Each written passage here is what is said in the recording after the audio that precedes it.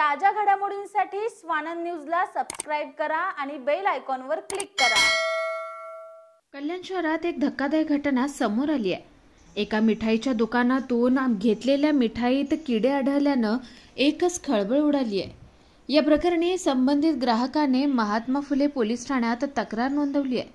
पोलिसांनी याबाबत अन्न औषध प्रशासन विभागाला माहिती दिली असून पुढील तपास सुरू केलाय। कल्याण पश्चिम परिसरात राहणाऱ्या सुनीता भगत यांनी कल्याण यशवंतराव चव्हाण क्रीडांगण जवळ असलेल्या बिकानेर दुकानातून मिठाई खरेदी केली। ही मिठाई घरी जाऊन उघडून बघितली असता त्यांना धक्काच बसला। मिठाईत आळ्या आणि किडे आढळले। या प्रकरणी भगत यांनी दुकानदाराला जाब विचारला। त्यानंतर भगत यांनी तात्काळ महात्मा फुले पोलीस ठाण्यात तक्रार दाखल केली। पोलिसांनी तत्काळ अन्न व औषध प्रशासनाला याची माहिती दिली आहे। प्रशासनाने या प्रकरणाची चौकशी सुरू केली आहे।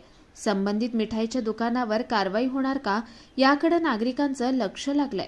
कुणाल म्हात्रे, स्वानंद मीडिया, उल्हासनगर। ताज्या घडामोडींसाठी स्वानंद न्यूजला सबस्क्राइब करा आणि बेल आयकॉनवर क्लिक करा।